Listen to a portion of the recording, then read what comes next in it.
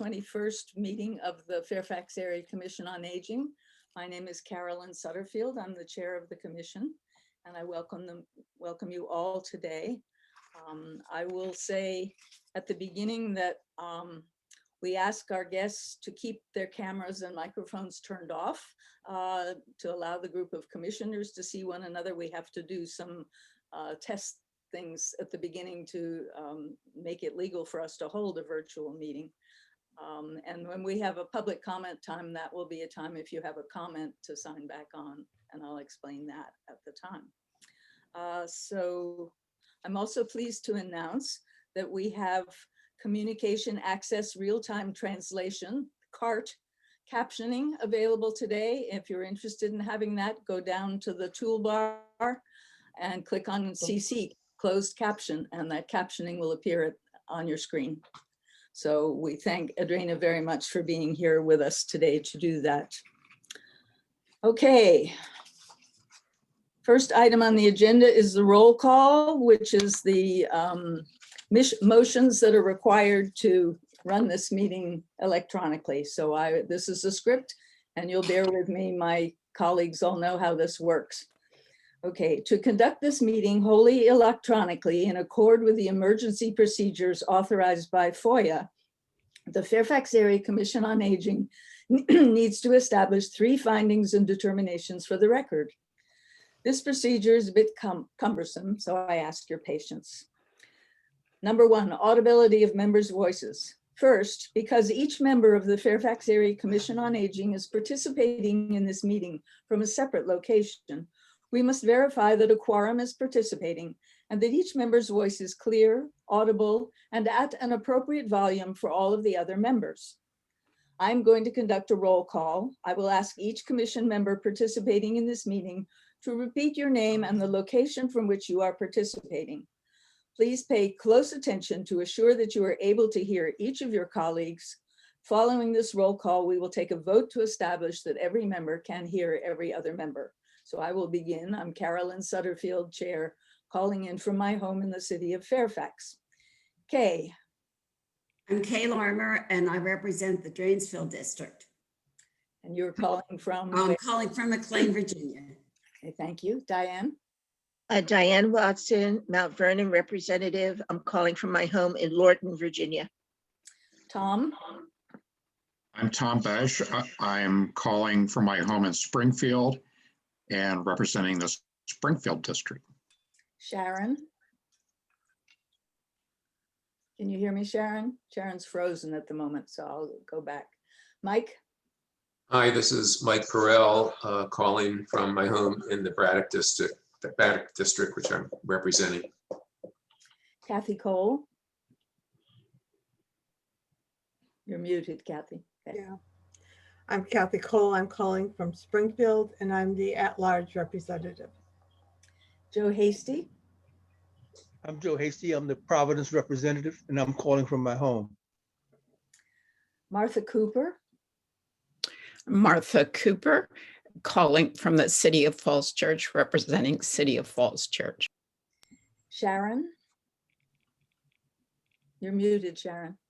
Oh, having trouble. Sharon's having some difficulty. You okay? I'm having trouble. Yes, Green Spring is having its notorious trouble. I'm Sharon Dreyer. I'm calling from my home in Springfield, and I'm the lead district commissioner. Thank you. Phyllis?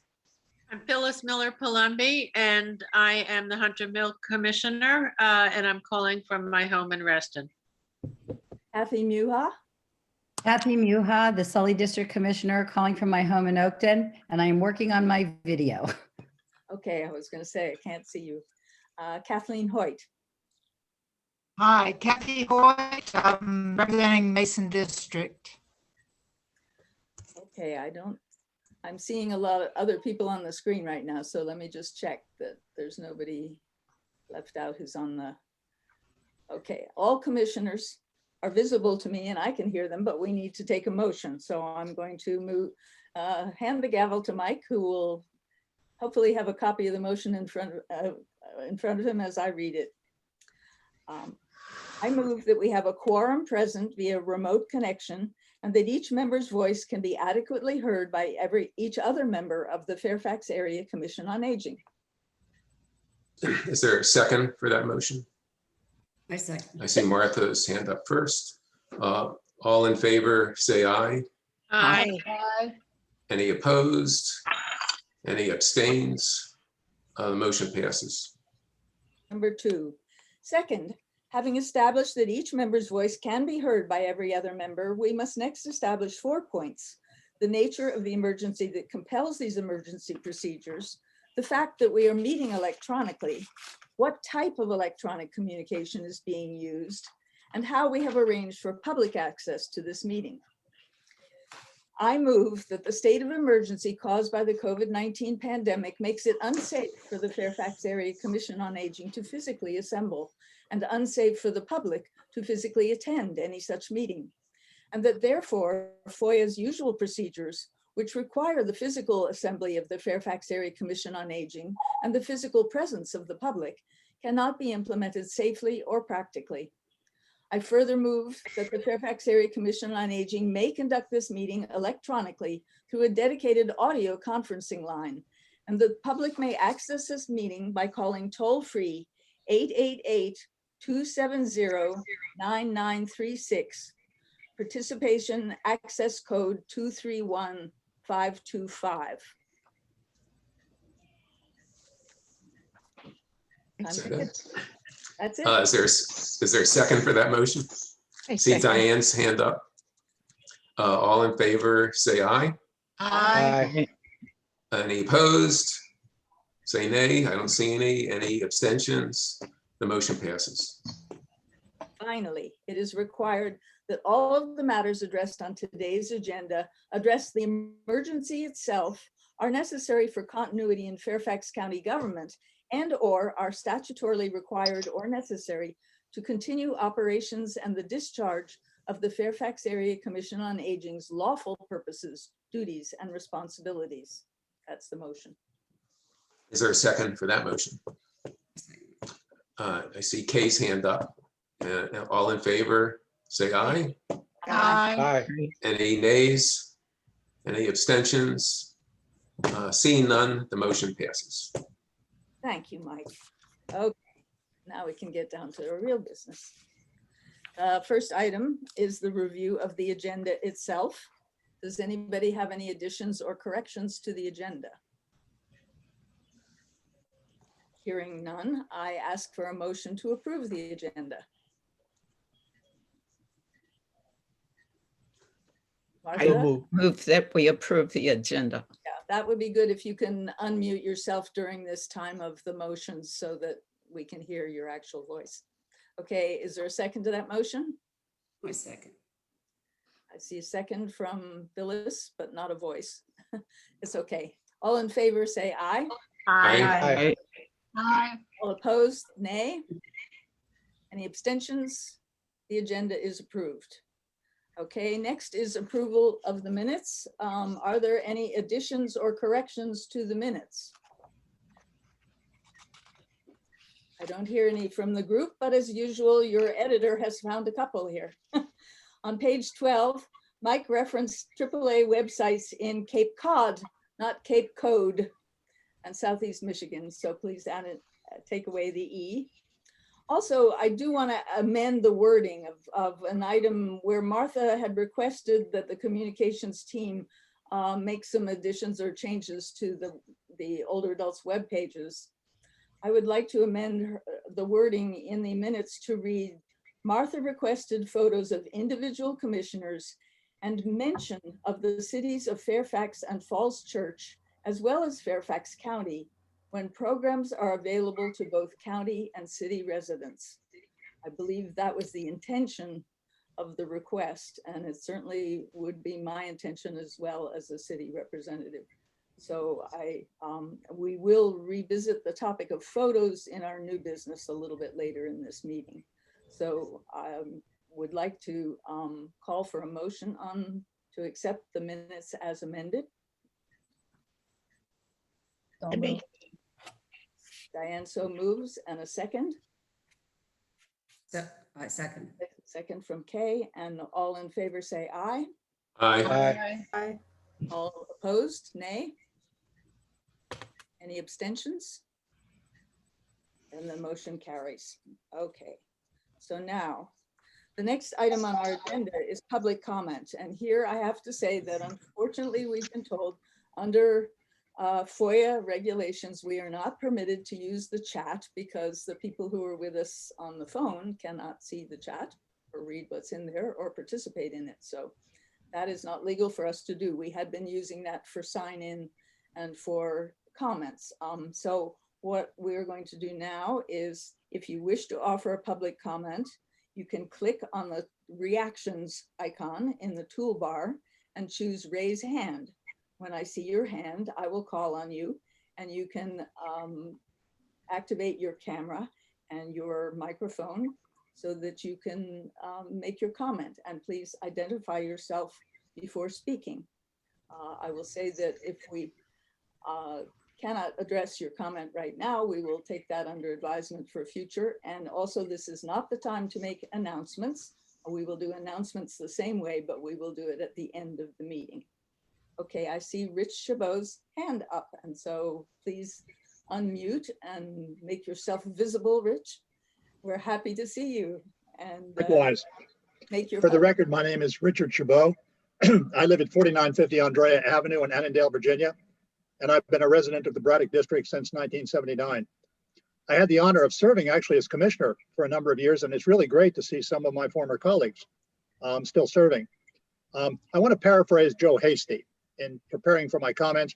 That is, my comments will be as short as they need to be and no shorter, as opposed to long as they need to be and no longer, Joe. I still remember that. At any rate, what I'm doing here is seeking your assistance as advocates for the needs of older adults in Fairfax County. The issue that I wish to bring to your attention, which you may actually already know about, is that the gross income thresholds to qualify for real estate tax relief for seniors and people with disabilities have not been changed for 15 years. Currently, the tax relief program provides up to 100% property tax relief if gross income is $52,000 or less. There are also higher thresholds for 50% relief and 25% relief.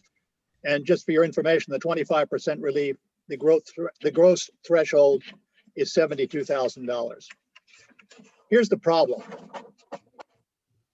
The gross income thresholds of the property tax relief portion of the tax relief program have not kept pace with the increasing cost of living in Fairfax County. This is a potential of placing undue financial burden on older homeowner residents 65 plus in meeting their basic needs if they are unable to qualify for this relief. While income limits that limit their ability to meet other basic expenses continue to exist and to grow.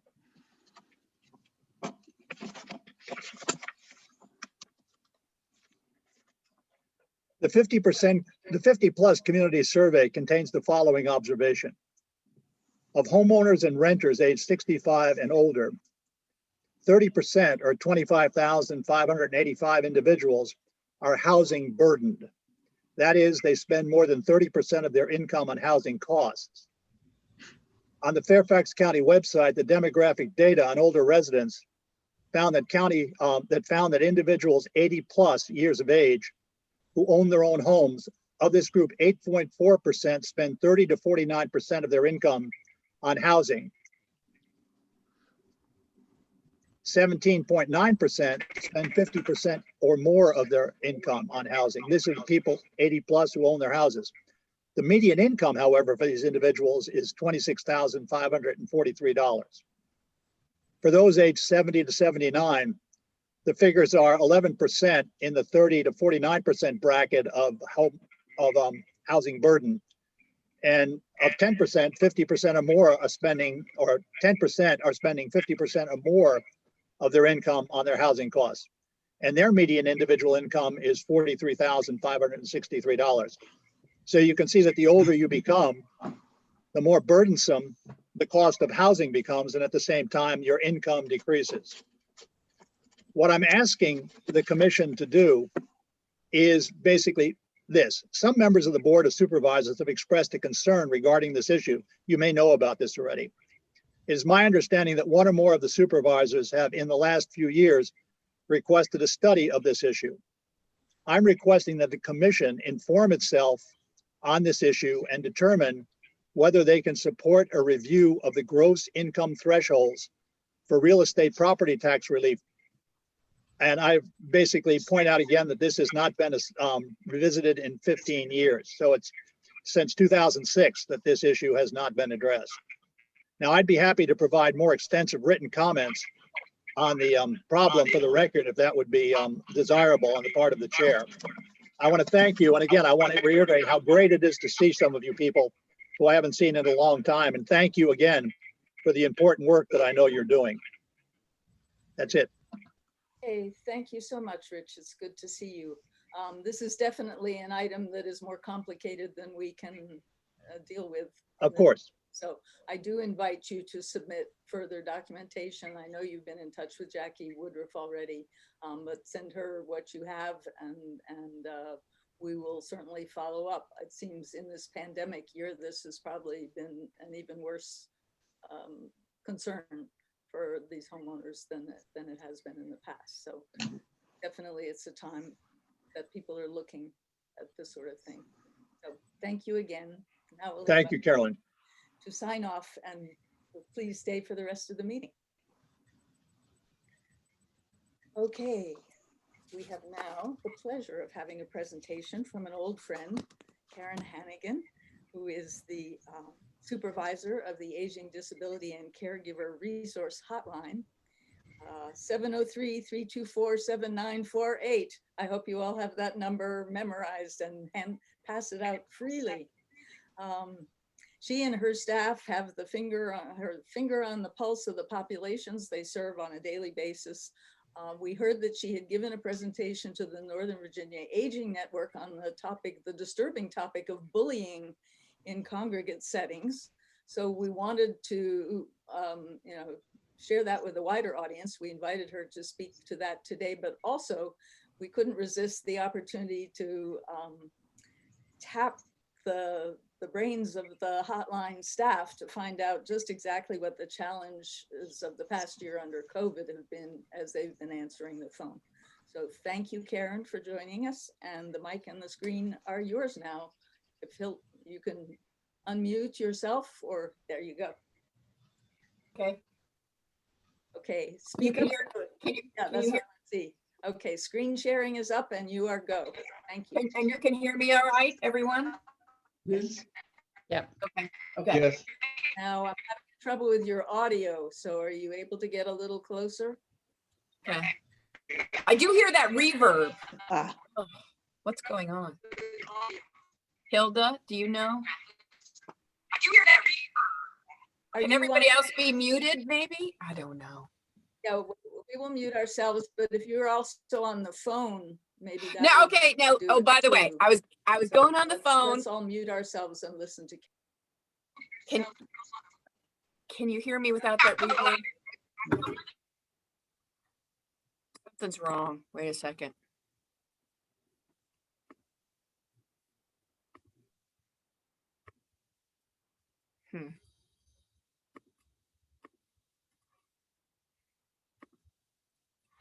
Can you hear me now, you all?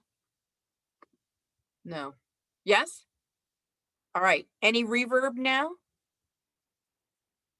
Reverb is, can you hear me in the? Sounds better, Karen. Thank you. Okay.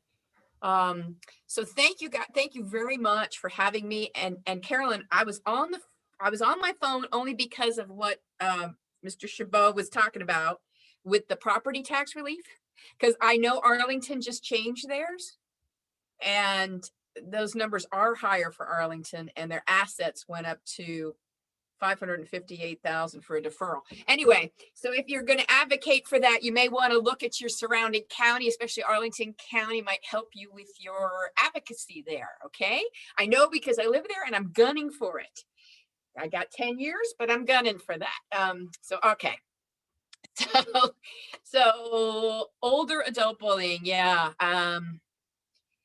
First thing I need to tell you all about this is, well, this came about because we had some of this going on, unfortunately, in our senior housing, low income tax credit building. One of our newest forms of moderate income housing for older adults. I think that building is 55 and above. All of the buildings are either 55 and above or 62 and above.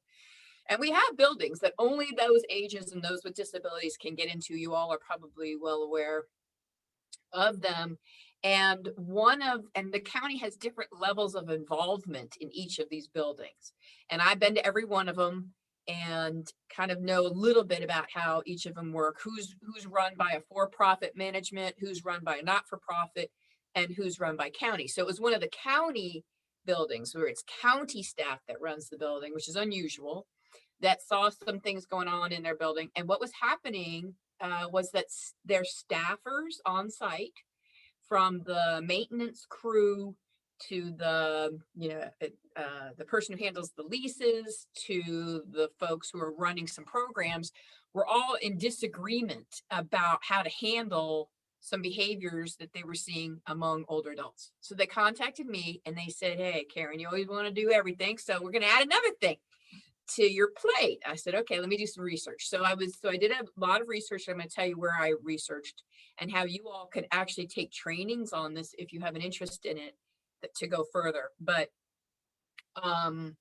so they had me do this research and then come down and present to them, and I did it to the residents.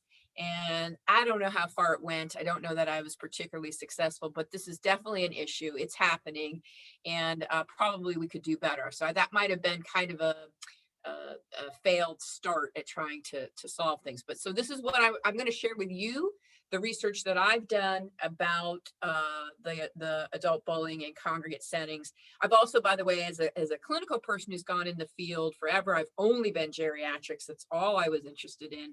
I've seen this a lot. And it's hard to watch. So I wanted to know more about what was going on. All right, next slide.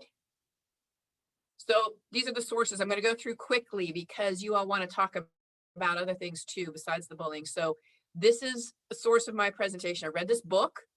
We can share this with you if you want to get it. And this is a author who's a PhD and an MSW. She was in nursing homes. She saw peer-to-peer problematic interactions. The word bullying, by the way, is very triggering. Nobody wants to be thought of as a bully. So really, I should be saying problematic peer interactions, but bullying is just so descriptive. I'm going to use it. I hate to use any terms that are synonymous with very young people to very older people, very different groups. But in this case, I'm going to break my own rule. You don't want to say that word. It's very, very triggering. But so she found, her book includes all these great things, like a social interaction survey that buildings can do or places can do, bullying questionnaire, a policy statement that buildings can come up with, peace learning circles, civility pledge, like how we're going to conduct ourselves, and incident reports of bullying, so that the staff have some direction as to what do I do about this. So next slide. Hilda, again. So also I went to from that book, The Jewish Family and Children's Services in Boston. Marcia Frankel and Kathy, I talked to Martha up in Boston. I called her up and was asking about what they're doing because we found that was a place in the country where they have done the most on this subject. It's just a natural, they got a grant, they saw the problem, they started to do different things, threw in some social service ideas, and have done a really great job. So I want to just bring your attention to two on the left side for staff: social bullying, assessing and intervening with older adults. And for older adults, social bullying, assertiveness training for bystanders. I'm going to go forward and tell you that the truth of all of this is, to get any change, you have to work with your bystanders, working with your targets, working with your bullies. They're much lower numbers, and they don't tend to do well with as well with feedback.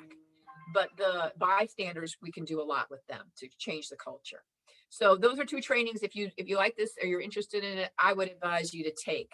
I think they have them online for free. All right, next one is SAGE. I also looked at SAGE. SAGE is Advocacy and Services for LGBT Elders, founded in 1978 in New York. And they have training. I'm gonna tell you to go to the left, the third to the last. Preventing and responding to bullying between older adults is a training that they themselves have. And they have unique concerns, LGBT, going back into congregate living with, you know, with how they grew up at their time period, with the bullying that happened to them in the past. All right, number 5. Slide 5. Okay, let's talk about this word I shouldn't be using. So people use it a lot. I myself use it too much, I think. So I want to narrow it down to what it is.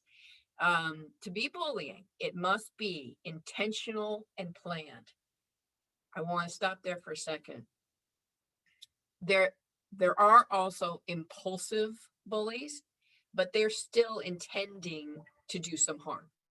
Okay, so there is an impulsivity to bullying, but in general, there is a generalized plan to gain power, and there is an intent to get that power. So I've been asked a question about if someone has a difficult behavior, if they have a brain injury, or they have Alzheimer's disease, or they have you know, something that cognitively takes them down. Because think about it, bullying is a very high cognitive skill. Okay, it is a very advanced cognitive skill. To be able to be a bully takes a lot of power of the brain and planning and organizing. So when people are aggressive and can be very nasty and difficult and cutting and everything, racist, is screaming, yelling, being, you know, difficult to be around, anybody would say that word about them, but they're not intending to hurt someone else or to gain power. It is not bullying. It is different. Okay, it requires a whole different response. So it must be repetitive, although one-time episodes can create lasting stress and permanent behavior change. So one gentleman in Boston, he's in a low-income tax credit building.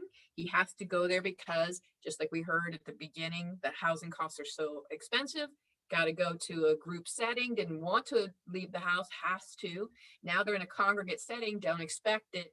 And he went down to get his mail. There was some bullying that he perceived, or someone went after him one time. And then he set his alarm clock for midnight from then on to go get his mail when no one was there. And that was a one-time incident.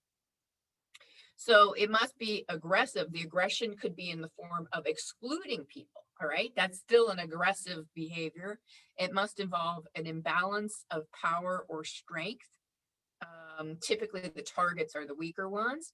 The effects are lasting and harmful. So if someone tries to bully someone else and they're like, whatever, you know, and handle it well, that we don't have a concern. We have the concern of the people who don't know how to handle this in the moment. It's very tricky.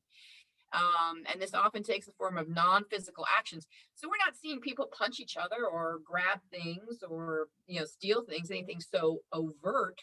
We're looking at words and some physicality, but mostly words and they're designed to hinder the formation of peer relationships and social connections that the target is trying to gain. And so it can be the form of gossiping, spreading rumors, or public ridiculing. I always mess that up. Okay, number 6. All right, what is not bullying but are challenging behaviors? So when I talk to you about the traumatic brain injury or Alzheimer's person, that is a challenging behavior that can feel like bullying, but it's a challenging behavior. So being exposed to loud conversations in foreign languages in communal areas, we have complaints about that. They'll call up here and say I'm being abused, and that's what's going on. That's not bullying. Competing for scarce resources, especially seating, television programming in communal area, and special staff attention. This definitely happens often. You know, this competition is a fact of life, and this competition for resources, different ones than seating, TV, communal area, and staff attention, has happened our entire lives.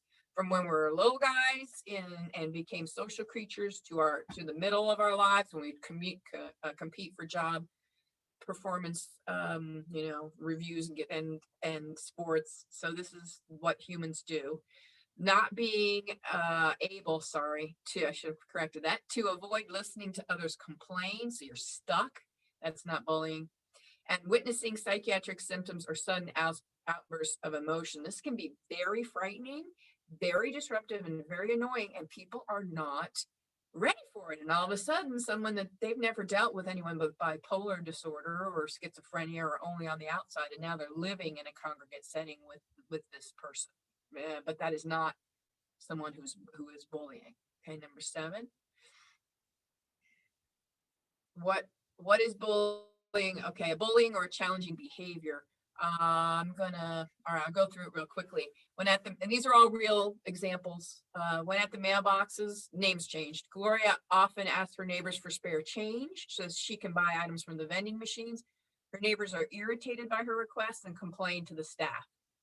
All right, that is not bullying on Gloria's part. That is a challenging behavior of hers. Betty attends a senior center and loudly recites the Lord's Prayer before she eats, disrupting some others' enjoyment of their lunch. So she's really belting it out. And that is a disruption and annoying behavior, not a bully. Jack has periodic outbursts of angry statements such as, leave me alone and don't touch me, without anyone near him. Might be seeing things. And that is not bullying. Again, he doesn't have the cognitive capacity to do it. And then at a bingo game advertised in the community bulletin and held in the activity room, every time Eric tried to sit, he was told the seat was being saved for others. That is bullying. Want to point out it's in the community bulletin and it's held in the activity room. So it's in a public place within this building, and this guy keeps being rejected every place he goes. Next slide. Seat saving is a huge activity that's part of bullying, but what are others? Gossiping, mimicking someone's walk or disability, purposely turning one's head away or body away when the target speaks, intentionally encroaching on another's space, standing in someone's way as they move, hitting with a hand, closed fist, or mobility device, such as a cane, should say cane. So like putting your cane out when someone's walking, no one's looking. Any intentional contact with the target's belongings, including their pets, their wheelchair, their walker, or their car. Big hot spot is the car and the pets. A lot of arguments in the buildings about these things. Next one. Research indicates bullying is a lifelong behavior. It happens as soon as we become social creatures, as soon as we're probably 1, all the way to the end. It doesn't stop. However, behaviors are likely to escalate when there are people who interact regularly, like kids at the school, right? And have difficulty leaving the group if relational aggression occurs. So you're stuck. If someone's a bully in the office, you get away from them. You get in your car, you go home, you're like, oh, I don't want to deal with that guy anymore. And if it's really bad, you have HR, you have a system in place. The schools have systems in places too, places you can go now. Older adult buildings do not. So that's what we're seeing as a need that doesn't exist. Next slide. Okay, the research in that first book that I showed you, the highest levels of bullying sites among older adults, because they did surveys and they asked staff to watch and see what's going on, and she did a lot to get her PhD on older adult bullying. Was the highest level was definitely senior centers, and the second, very closely following, were senior living buildings. So the low income tax credit building I was telling you about, the HUD senior buildings where people pay 1/3 of their income. These places had the highest level where people reported an incident of bullying. The lowest levels were nursing homes or dementia units of ALFs, assisted living facilities. This is because, again, it's a higher functioning cognitive skill to have memory and organizational skills to engage in planned behaviors, and typically sometimes recruit others to join them or laugh nervously with them. So that doesn't mean there aren't incidents every single day where there's outbursts in nursing homes or dementia units and someone will yell, "Shut up!" and someone's doing something else. That happens, but it's not bullying. It's an immediacy. They just don't have that higher level of functioning. And that's why we have to watch with assisted livings too, that we don't put someone with those higher levels in with folks without them. Okay, number 11. Older adults. Okay, why? So one thing I wanted to give you a little bit of softness or thought process for the person who is being aggressive and almost can't help themselves. So this is typically a lifelong behavior that they've exhibited, and they may have been positively or negatively reinforced by their aggressive actions. And some of them have been positively reinforced the whole way through and gotten very wealthy being very aggressive. Gotten a lot of political power being very aggressive. So it's a personality, style, and trait. Often came from tough family dynamics, but they have lived this life and been this way. And then they get into these buildings. I'll especially talk about the low-income tax credit buildings. They come in there and they go, wait a minute, I lost all of this private space, this home, this garden, this connection to my neighbors. I had to move into here because of money. And so when the researcher was very non-judgmental and said, hey, tell me about your experience here. And she said, for me, the hardest part of being here has been living with people I have never associated with in my life. I'm being forced to associate with people I don't even like. I was not prepared for this. Another person with aggressive behaviors. Let me see if there's another quote on this. I think in my next slide, but so they're losing valued social roles. They've lost maybe control of being able to live on their own. They're coming in with these deficits and they're looking to get them back. They can't get those same social roles back, but there's power in social roles. And so staff at senior centers and senior independent living facilities like the one I went out to need to be very careful and very thoughtful in assigning certain volunteer roles or titles or creating special closed door relationships with certain older adults versus others. They may have their favorites, we all do. It's just be very careful because staff might not recognize the power they're giving to others. And that did happen in this building. They had these roles that had gone, they were all good intention, but the roles had allowed the people who have a certain type of aggressive behavior to be in control of others. Next, or try to be. Next slide. Hurt people. So another one with bullying behavior, he says he would intimidate his peers with his power wheelchair while they were walking in the hallway, threatening to run them over. They didn't get out of his way.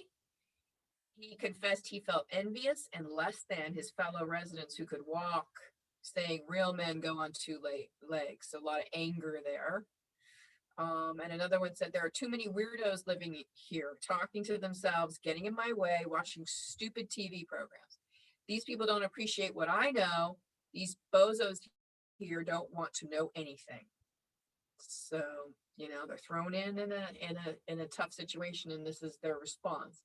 Next, 13, targets. Okay, so typically, I think there's really there's four types of people in this whole dynamic. You got your people with the aggressive behaviors, the quote unquote bullies.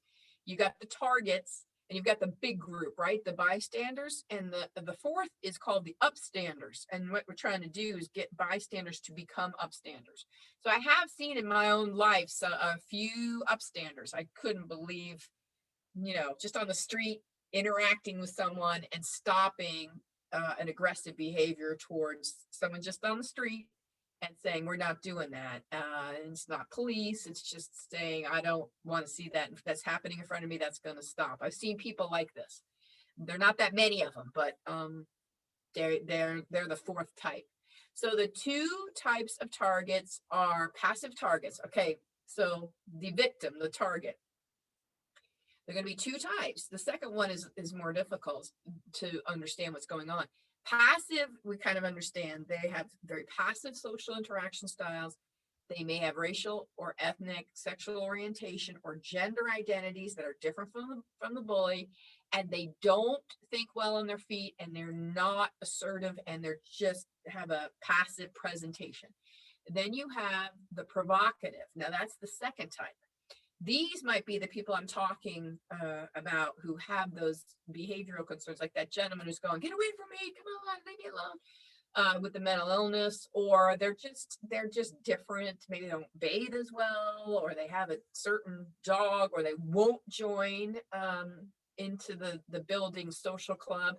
So these individuals tend to be annoying or irritating. I mean, they legitimately, you can see where people might be irritated by their behaviors, often with a mental illness. They're quick-tempered, intrusive into other spaces, or refusing to join the group. And they could have early dementia, often mental health, untreated.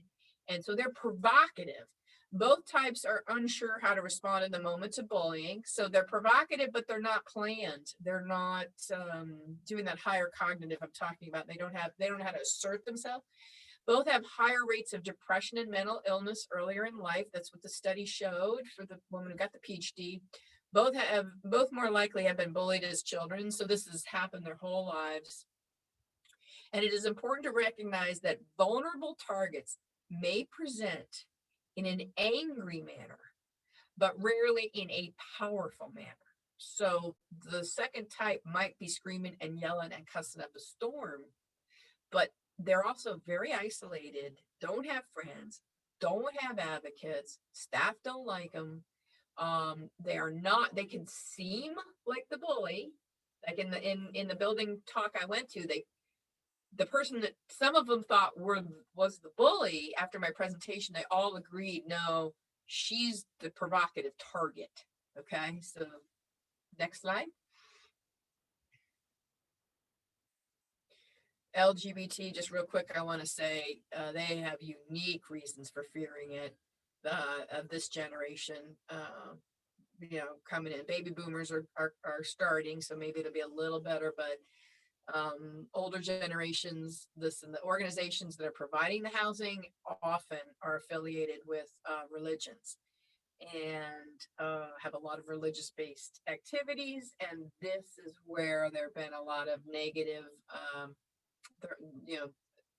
the LGBT community has a right to be a little nervous about many, there's certainly some fantastic non or LGBT friendly religions out there are, but the buildings tend to be run by different groups, at least in the past. That's changing, and now they have to live side by side with heterosexual older adults who came of age when being a lesbian, gay, bisexual, transgender person was considered a mental illness, and in some states a crime. So it's absolutely okay to bully these folks in the past. And then the senior spaces are home to people who were bullied in their youth due to their homosexuality, and they fought to live out of the closet potentially during their adult years, and then find themselves having to face aggressors who are emboldened in terms of their generational attitudes and the staff's acceptance of that. So what I mean by that is that most people go, oh, well, don't worry about him. He's in his 80s. He was raised during that day and time. There's nothing we can do about him. Just let it go. 80% of long-term care is provided by family members. So those in this community are twice as likely to be single and 3 to 4 times more likely to be without children. So they're going to be more likely to have to go to congregate sites. All right, number 15. All right, here we go. Here's our group. This is where we want to target the change. This is the bystanders. Now, they have rights too. They don't want to get into this stuff. They're shocked that it's happening. They mostly just want it to go away. This is the majority of people. They witness it and they feel guilty for not intervening, and they get nervous it's going to happen to them. So they are affected too.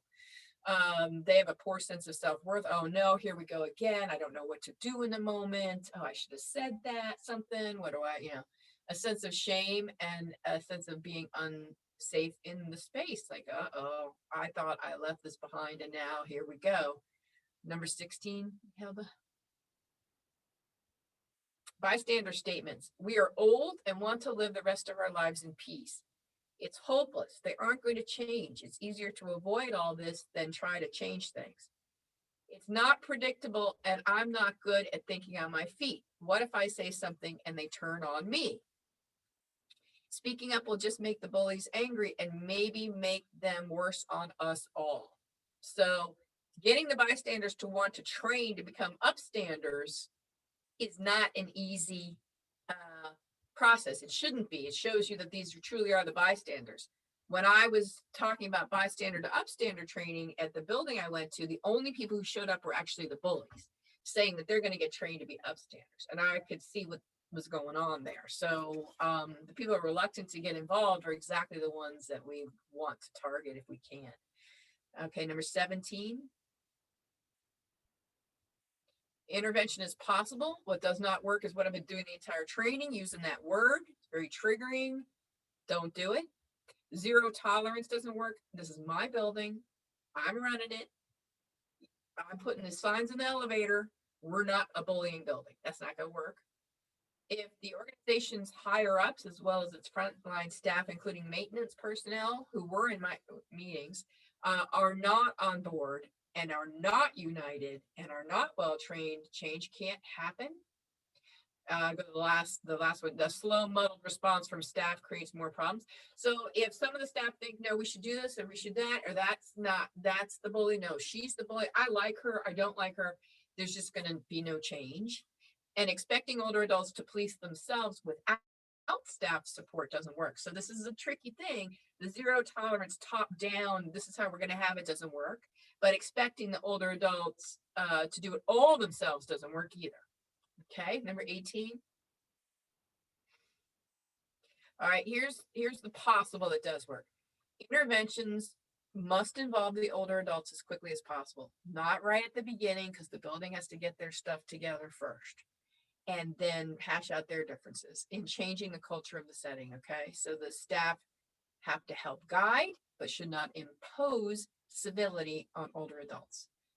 Intervention should not be rushed, and they should expect 6 months, probably a year, to change the culture of a place.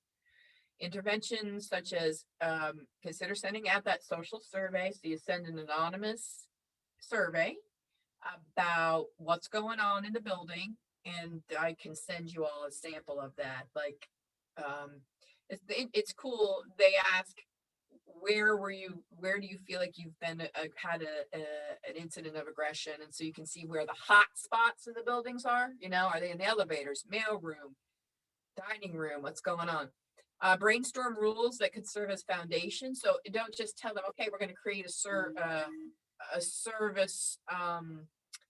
We're going to create a civil place. So let's just be civil, and let's put up some things.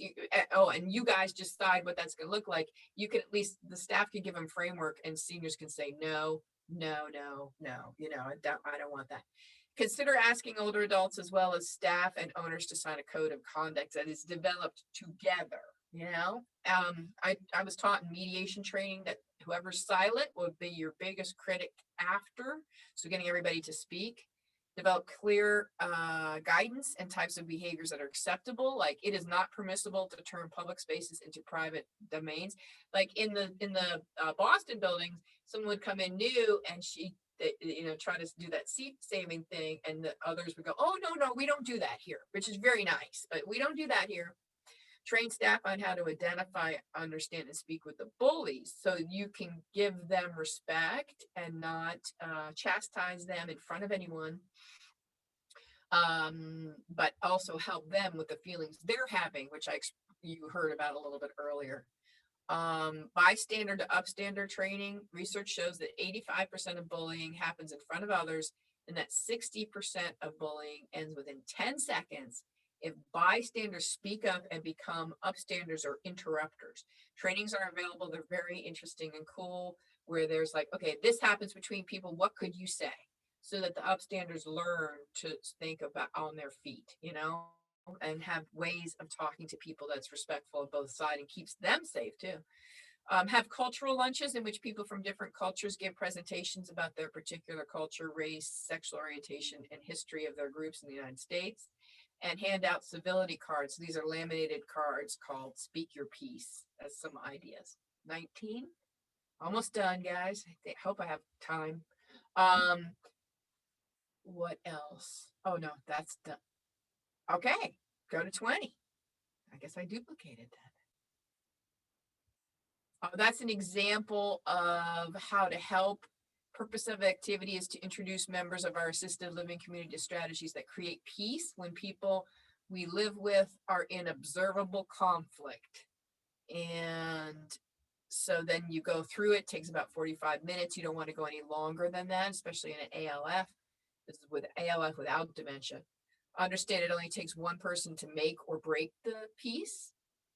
Grasp the importance of inclusion. And that, by the way, means you can still have preference. So if you want to have a bingo game in your own room and you didn't put in the community bulletin board and you're not using the community space and you don't want such and such to come, you do not have to have them come. So the idea of where you can be exclusive and where you need to be inclusive. And 45 minutes, you have a whiteboard, facilitators are needed. So there's all of that to kind of help staff to help older adults. And then 21, is that my last one, I think? Last slide. Oh yeah, the example of that questionnaire. So if you look at that, I found this one interesting. Consider your experience of the past year since moving in, starting to participate in activities. How often have the following situations happened to you? So you see another resident or a participant has ignored you on purpose. How often does it happen? Several times a day, several times a week, several times a month? Never. Another resident or participant has spread rumors and gossip about you. Another resident or participant has repeatedly teased you in a hurtful way. Another resident or participant has made fun of you behind your back, has refused to sit at your table on purpose because they want to avoid you, and has made efforts to motivate others to dislike you or to stop having contact with you. So for the people who were the aggressive ones in that building, they said, oh, this never happens. None of this ever happens. They had zeros all the way down, but other people in the building had different statements. Okay, so that's it for my presentation on the bullet. Am I okay for time? I don't know. Yes, you are, because we were able to start a little bit early. Okay, good. So I can do questions on that or jump into the questions we can do quickly. You've given us so much there. I wanted to spell out the name of this author, Boniface, B-O-N-I-F-A-S, Robin P. Boniface, and the book she mentions is Bullying Among Older Adults, because I think a lot of this information is in that book. Am I right, Karen? Very much. A lot of it's in there. It would be a good place to start. This is really topical, and it applies even to those of us who are working in other situations and work. I mean, as you say, this starts as soon as we're socialized and it goes on our whole lives. But our particular concern is with older adults, and it's really good to know that. And if we have a loved one who's in a facility and having difficulty, it's really good to know about this, be able to ask them if they seem upset about something. If that turns out to be what's happening, then you want to pursue it along these lines of retraining and developing upstanders. Right. And then the ombudsman might be able to help within nursing homes. So So I really like that idea. If anybody has a question on this, otherwise I'd like to go and hear a little bit about what the rest of the staff at the hotline is saying. And this is an excellent presentation, and we've tried to squeeze it into a smaller space than it deserves. Yeah, sorry if I talked too quickly there.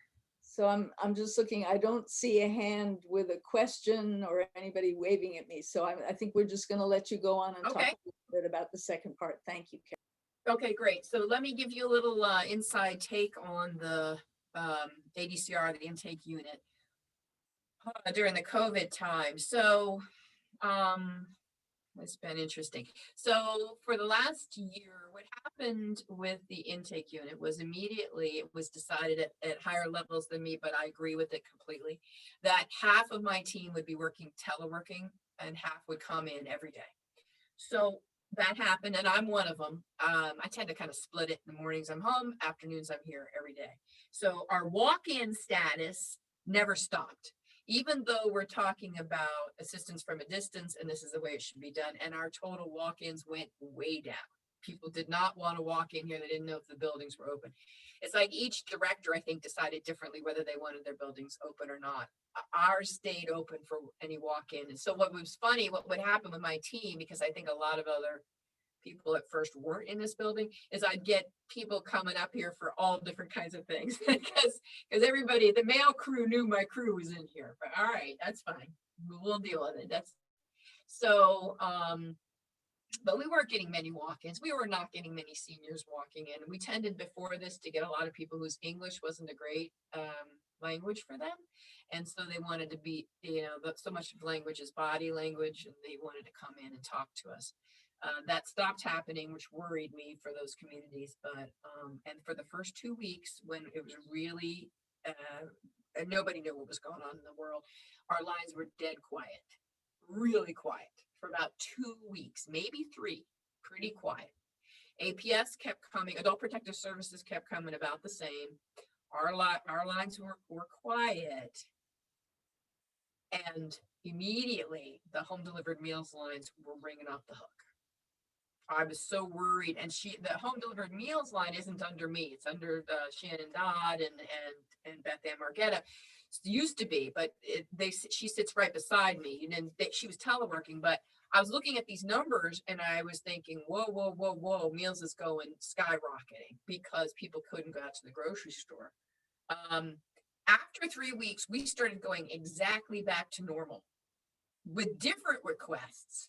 But our call lines and the number of phone calls coming into us started to be pretty much exactly the way it's always been. So it was interesting. It's like this period of quiet and then right back to normal.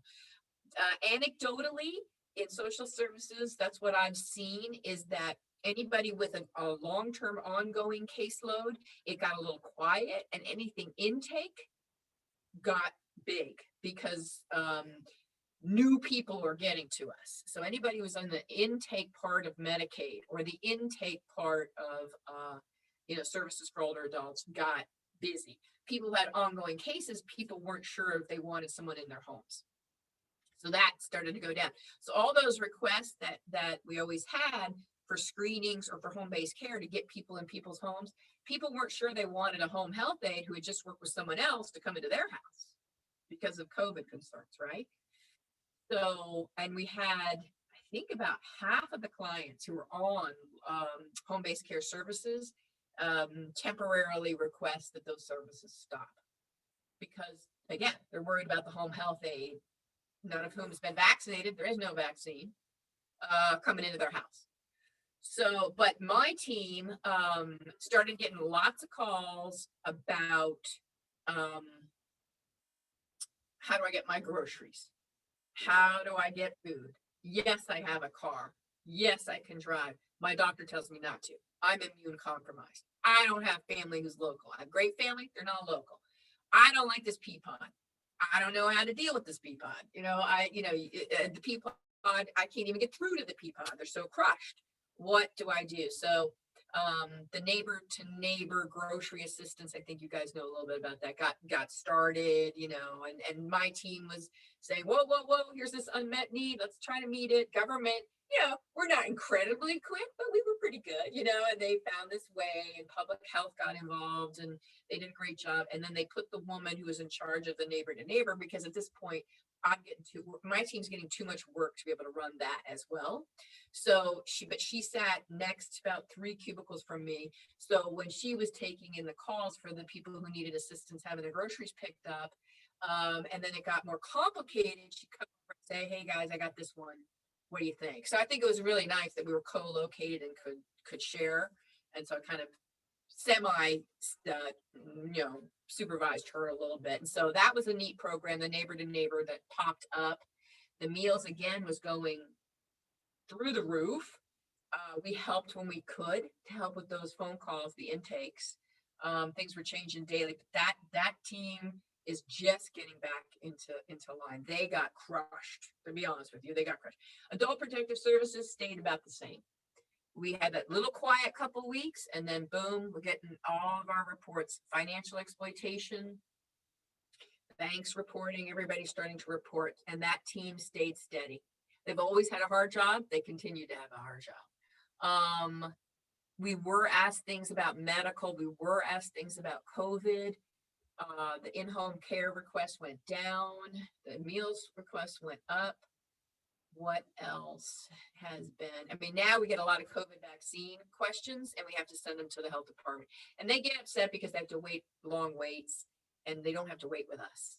So that has been something. Now, one thing I also want to tell you about real quick, inside scoop, which I'm so happy about. Maybe you all know, but Medicaid, the intake group has gotten very, very busy over there in Medicaid. And we get a lot of questions about Medicaid and food stamps. We have to send them over there. But one great thing is that because of this crisis, you all may know this, someone on Medicaid during the entire COVID and up to another, I think until March of next year, cannot be closed. They are not being asked what's your bank statements. They're already on Medicaid. They're already receiving Medicaid. They are not being asked anything. They're not kicking anybody off. An older adult could win the lottery, have more than the $2,000 as a single person you're allowed to have, and they will not lose their Medicaid under an emergency order by Northam. So there can be no negative action taken against a Medicaid recipient unless they die or they move out of the state, or they themselves request that a negative action. And I can explain some other day what that is, but this is interesting. This means people are keeping their Medicaid no matter what, as long as they get signed up in the beginning. And the requests for in-home care have gone right back to where they were. I think they went down for about 3 months, but now they're back with the Medicaid screenings and the in-home care. People are okay with that process. Oh, and the other thing was this.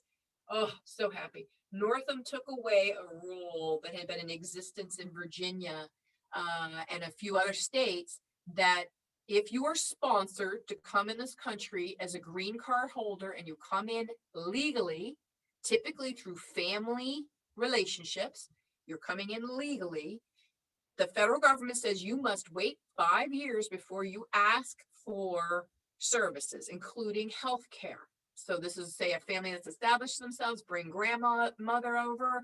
She comes in here. She's got to wait 5 years. That still exists, although they can get the Affordable Care Act immediately, but they can't get Medicaid. But only a handful of states, and I mean 5 or 6, kept the rule that used to exist that you also must have 40 quarters or 10 years of work to go into Social Security before we can give you Medicaid. So sorry, I know you came over when you were 60, but if you don't work 10 years, Virginia is never going to give you Medicaid, no matter how sick you get and whether you need nursing home care or help in the home. And we could not get these people the same services, even though they've been here 5 years. And in Maryland, they could get it. And in DC, they could get it. In West Virginia, they could get it. All of our bordering states. And he changed that. So as of April 1st, you must be, legally entered. You must be a green card. You do not need to be a citizen, but you can have been here 5 years and not ever worked a day in your life, which is true of our older adults a lot, and still get Medicaid. That is huge. We've been trying to go backwards and say to people we said no before, come back to us, ask us for these screenings, ask us for this help so we can get you some help in the home. Very excited about that change. It's been amazing. I love it. We finally entered a little bit of a progressive state here, but I think that's it for the changes though. So we are right back to hopping and a few wait times, unfortunately, a little bit here and there. Pro tip for you guys, 8 to 9 a.m. call is we're quiet. rest of the time we're starting to hop. So sorry. Any other questions for that? Yeah, whoo. I'll let you take a breath for a moment, Karen. I seem to recall that you talked about Sorry. that requirement for the riders when you spoke to us before. So what a relief that it's Okay, good. gone. I hope It's definitely gone. I hope it's gone permanently. It's gone permanently and it It's went permanent? April 1st. Yep, April 1st, gone. Looking at my colleagues and wondering if anyone has a question. Do you want to raise your hand? And hey, Mike. Hi. Well, I wanted to take this time to thank you, Karen, because if you remember pre-COVID, remember those days? Yeah, kind of. Yeah, you were able to ask your staff to collect answers to the question, how do people even find your phone number? So I finally looked at the numbers, and let me tell you what I found. Some of them I couldn't really read the writing, but I think the basic finding is still true. So the top way that people found out about your number was from a social worker, doctor, or professional. Then next, and that was like 33 people or 33 responses. The next was from a Google browser search for various things: volunteer, APS, aging services, disability, housing, food stamps, Medicaid, Meals on Wheels, a few other things like that. And then below that was a Fairfax County search, Fairfax County website search, about 12 people. And they were, you asked, what words did they use to search on? And the ones I could make out were senior services, senior center, home repair, legal services, guardianship, long-term care, things like that. Close tied with the county website search was family or friend. And then below that were things, I'll just read the list. The Golden Gazette, that was 5 compared to the top social worker professionals, 33, just to give you a relative comparison. Senior center staff, AARP, the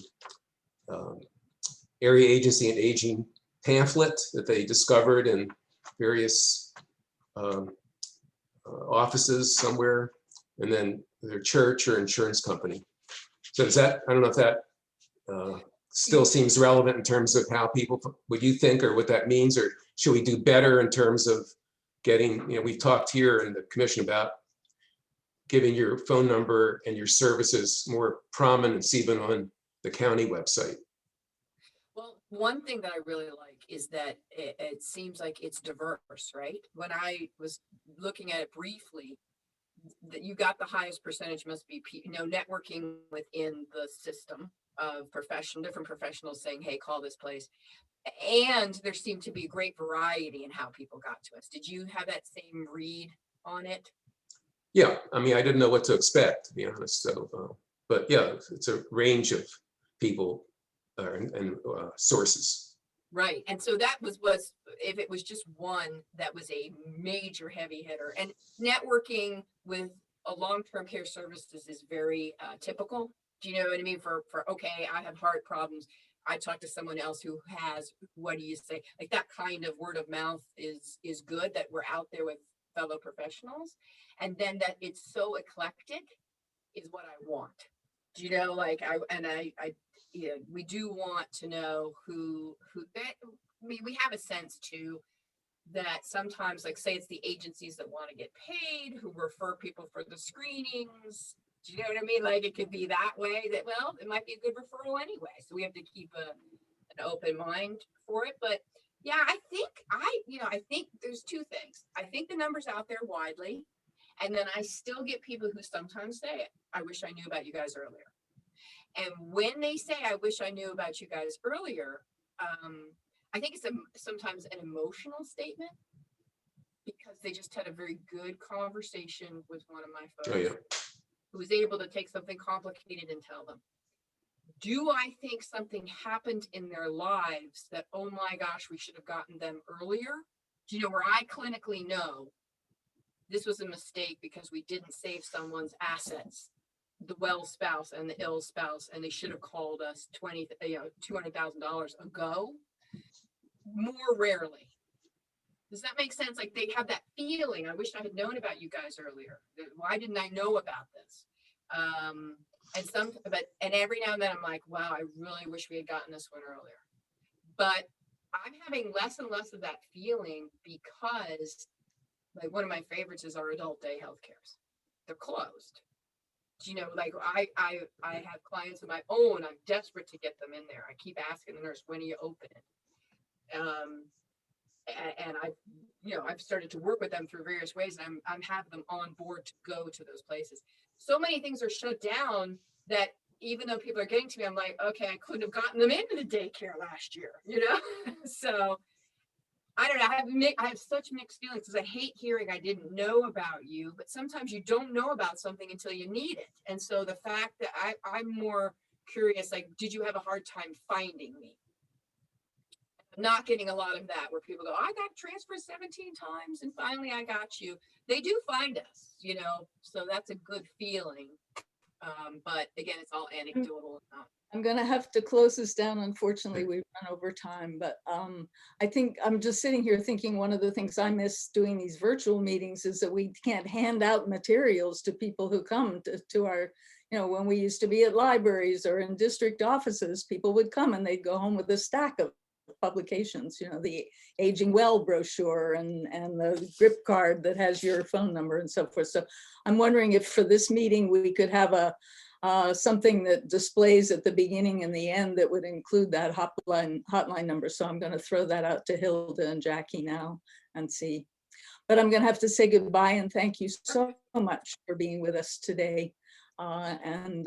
You know, we know where you are and we know how to get a hold of you. So if we have, I'm not shy at talking to you guys. We have more questions. You know what you're going to get. Good. Thank you for all your hard work. Bye-bye. Bye. Okay, troops, moving on. Old business. On our topics here, budget hearing, as you know, you got a draft of the testimony that Jackie and I collaborated on. I filmed that and it was played at the the budget hearing on April 14th. It gave me a chance, as you know, to thank them for the COVID-19 response plan and to reconfirm our dedication to shape the future, which we hope to take up again soon. Fortunately, no cuts were planned for any programs that serve older adults, either in the Area Agency on Aging or the other departments that work with them. So that was good news. Tom, I'm going to call on you because you wanted to talk about the CCFC AC, which the Consolidated Community Funding Advisory Committee. We have to watch these acronyms. Yes, another huge acronym, and I have to look at my notes here to see what it actually is. It's the Consolidated Community Funding Advisory Committee, which actually is called Ccfac. And the reason I'm speaking today is because I was liaison from the COA to this group for 2 years almost. And at the close of last year, I had to resign. I had some other things to do. So this position is open if anyone there wants to join Ccfac to represent us. Basically, what this group does is review all, well, I don't know if you know this, but the county provides about $13 million for 501c3 nonprofit groups to do various projects. And it's a 2-year cycle. The Ccfac basically sets policy of each over the 2-year period of which types of projects are more important than others. They do not do the selection itself. That's done by actually a secret group for various reasons who actually select the funding for who gets the funds.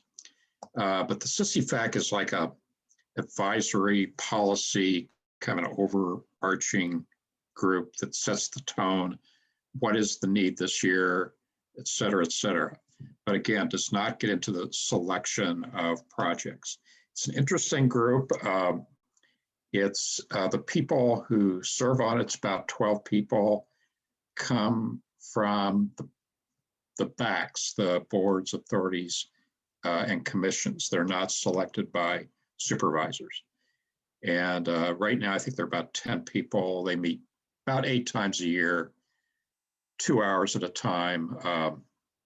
But if anyone there wants to take up the work, it's a lot of very good people there, and you'll meet a lot of folks. It's best suited for people who are interested in, who have worked for nonprofit groups and like working around that milieu of person of it's so if you feel that that's something that's suitable for you, I would suggest you take it up and try it. Tom, is this directly connected to benefiting older adults in some way, participating in the group, do you think? Yes, I would like to comment on that. Actually, there were about 120 projects selected last year, and only one, Insight Memory Care, was funded, which applied directly to older adults. We used to have MV Rides, and Shepherd Center, I think, was funded partially by this group, but that is no longer the case. So it's my last count, only one of 120 projects relates directly to seniors, unfortunately, and I can't do anything about that. That's the way things are.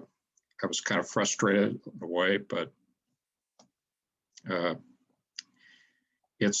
most of the projects are for youth, recent immigrants to this area, food, kind of Maslow level 1 type of projects, food shelter, that sort of thing. And it's a good group. Thank you. Thank you for bringing it to our attention. I'm going to give people a chance to think about it and come forward. You could contact me or Jackie if you're interested in knowing more. I know everybody's time is limited and all these meetings are virtual now, so that makes them sometimes not as attractive as it would be to go and meet a whole bunch of well-connected people in person. But let's see what we can do on that. Anyway, thank you for your membership there and representing us, because we certainly appreciate what you've done in that way. I'm now at commissioner updates. I will just say quickly that, as you know, there was a training, the Racial Equity Institute did what they call its Groundwater Training on Saturday, and a number of us were there. I knew that Diane and Tom and Kathy Hoyt and I were there because we've communicated about it, but I believe that perhaps Phyllis and Kathy Muha were also participants in that. Okay. No, you didn't go, Phyllis. It's fine. Anybody who was registered should have received a letter from Director Beckett's of the Department of Family Services with an attachment of materials from that session. So that's the follow through for it. And he has asked to have a slot at our meeting in May to come and discuss the training and get feedback on what happened at the training, but also everybody should read the materials. I will send it on to the commissioners who did not receive them, so you have a chance to look at them too before we have that discussion. So I won't say anything further about it right now. So additional commissioner update reports. Raise your hand if you've got one. Kathy Cole, maybe something about think tank?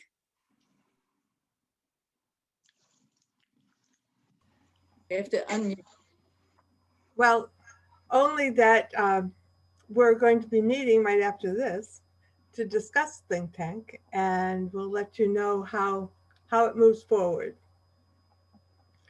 On another note, the Dementia Friendly Fairfax has formed 2 groups, and I'm working with the restaurant committee because we're going to move forward with outreach to some target restaurants to see if they would be interested in any kind of training, any kind of accommodations that could be made to make their establishment more appealing, more, what's the word, welcoming to those with dementia. So that's going forward.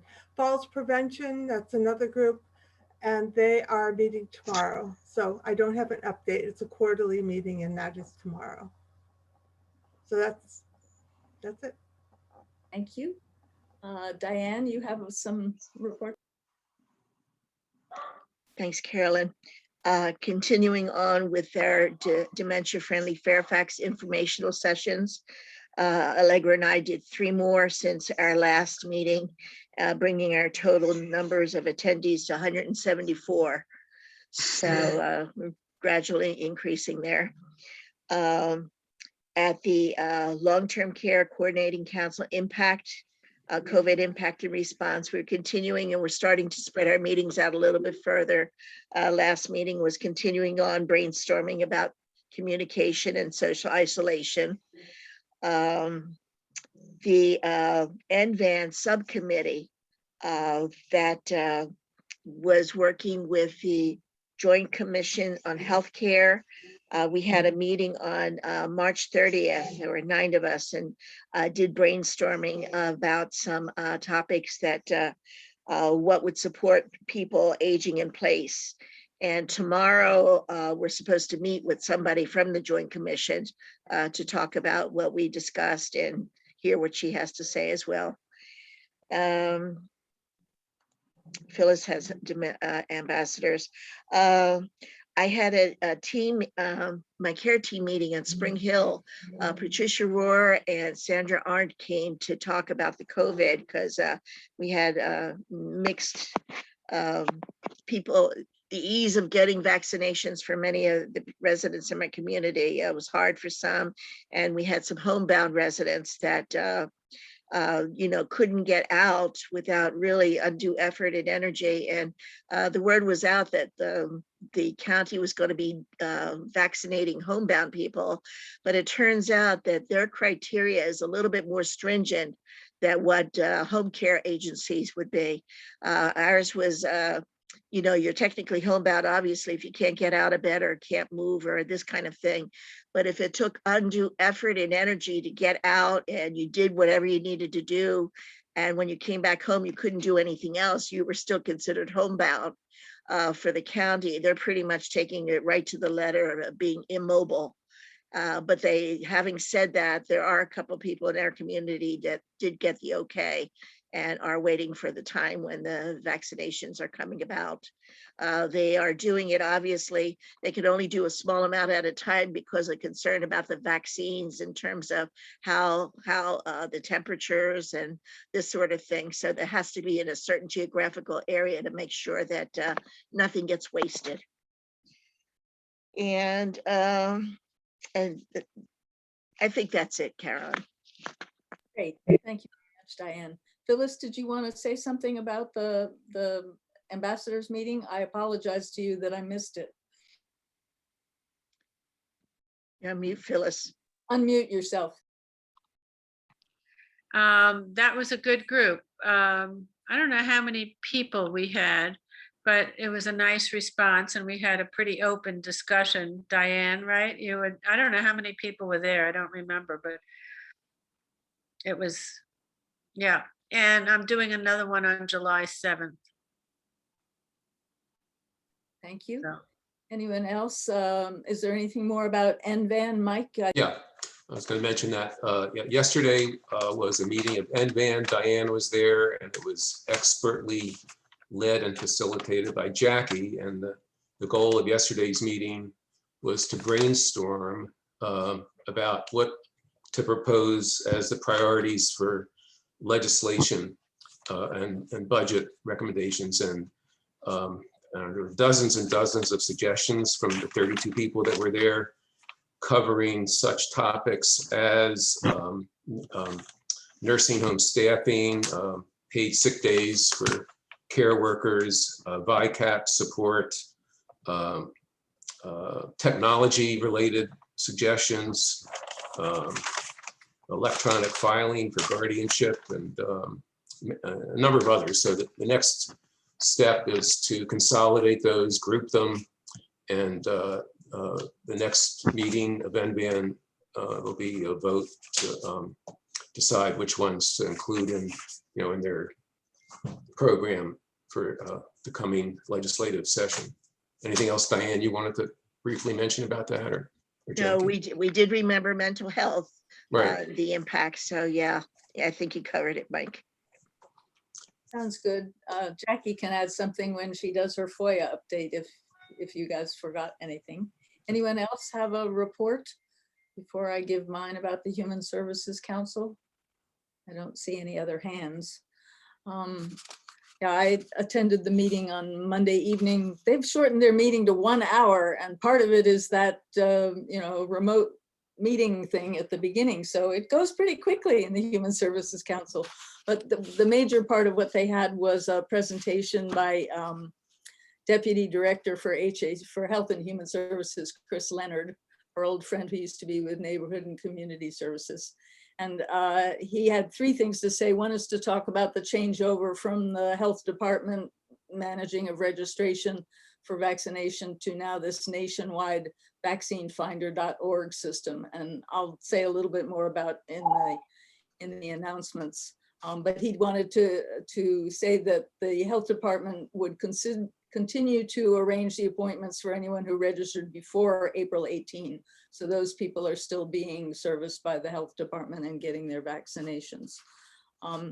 He mentioned something about younger people, but that the Board of Supervisors had asked for metrics on youth mental health. And of course, with school not in session for the past year, they hadn't been able to do the usual survey that they did, but they did talk to community providers who not surprisingly said there had been a big, it'd been a difficult year for young people with many requests for service. And so the Community Services Board and the school and county staff and providers are preparing for a surge once the schools are open again in the fall. The final item was something that we've talked about before, which is the Innovation Challenge funding that the Human Services Council has been granted a couple of times, so that it actually had amounted to quite a bit of money. What to do with that? And they had done a food scarcity program down in South County at one point, but the idea had come up to, and they mentioned in their last meeting, and I think I said it here, that they might use some of that money to start a family independence initiative in Fairfax County, which is comparable to those that are functioning in several different states.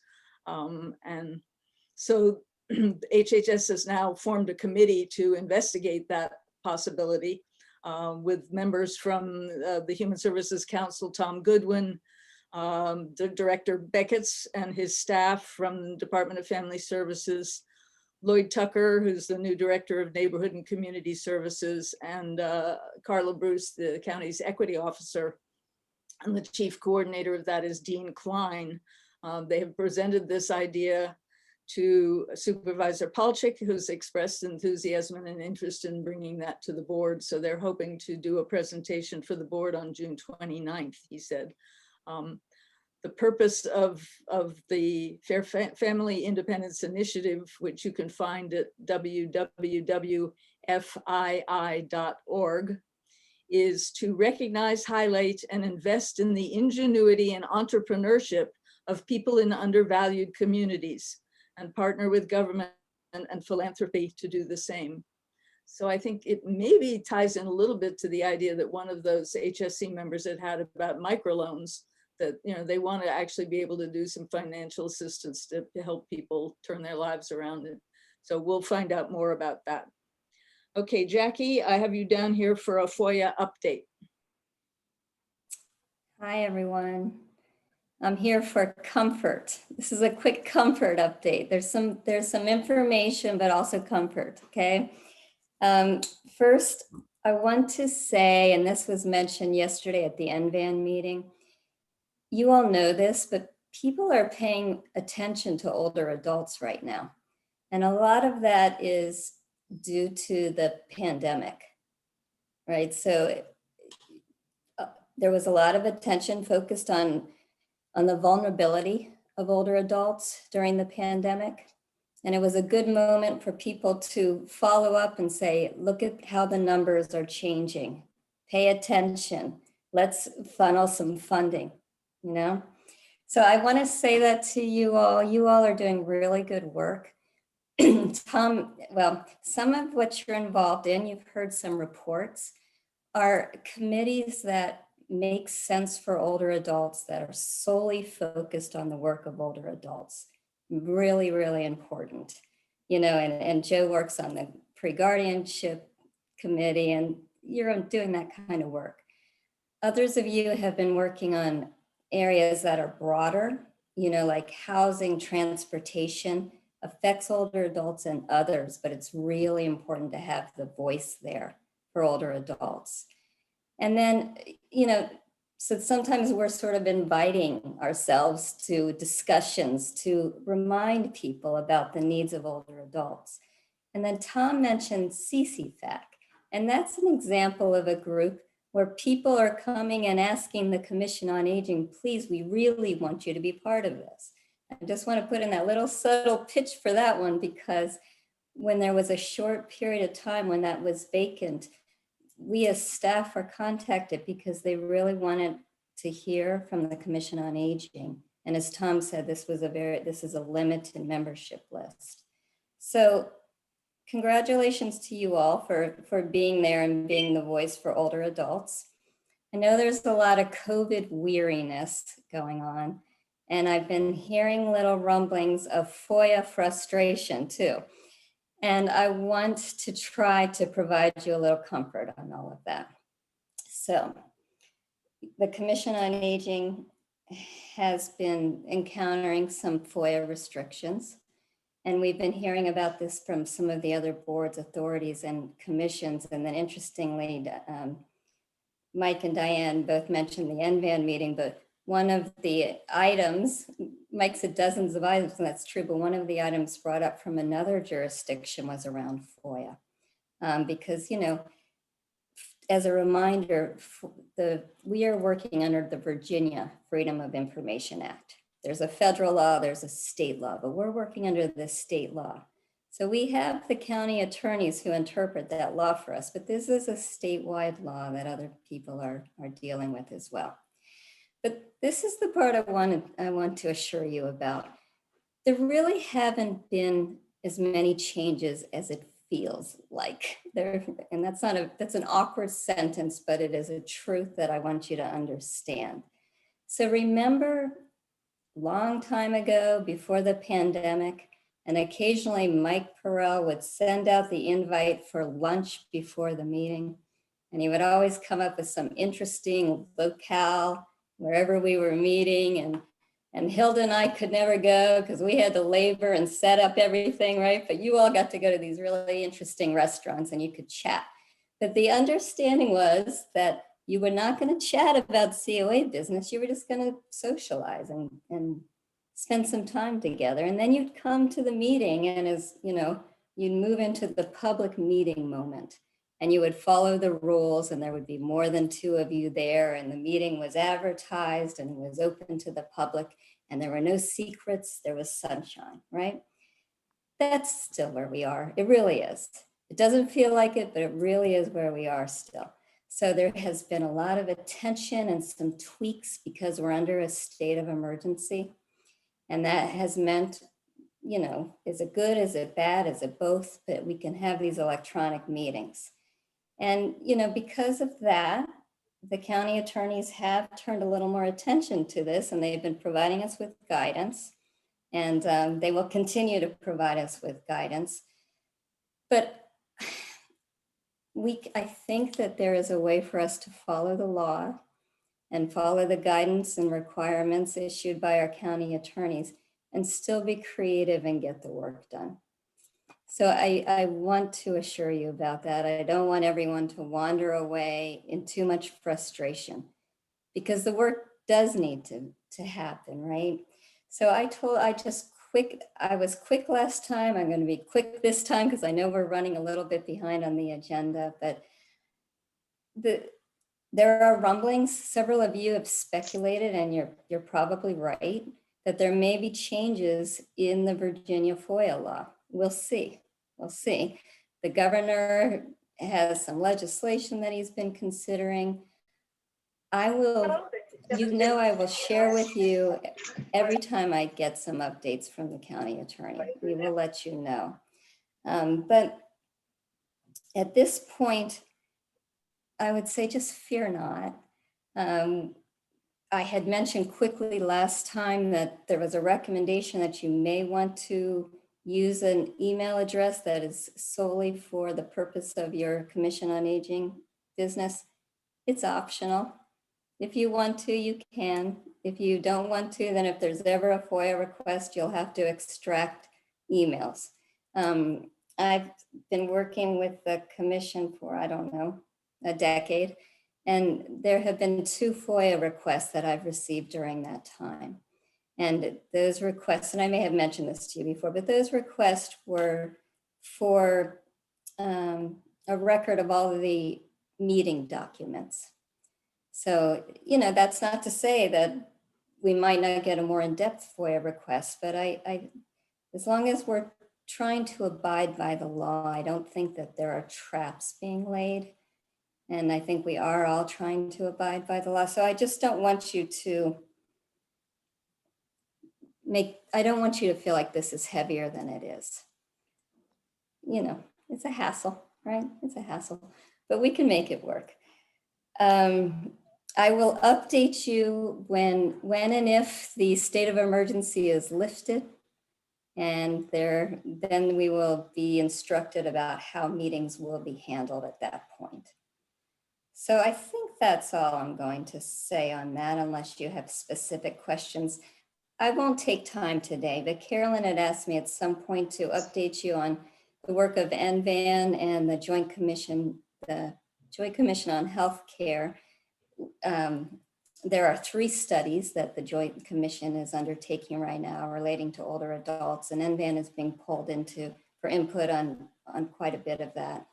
So I will keep you updated on NVAN, on legislation, on FOIA, but mostly I want to make sure that we don't get weighed down about the wrong stuff. You know, we will figure it out. We will be able to work on Shape the Future of Aging. We'll make it work.